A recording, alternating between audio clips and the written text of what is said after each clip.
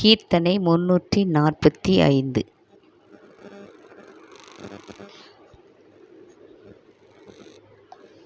மோசம் போகாதேயுங்கள் சகோதரரே, மோசம் போகாதேயுங்கள் சகோதரரே, மோசம் போகாதேயுங்கள், மோசம் போகாதேயுங்கள்.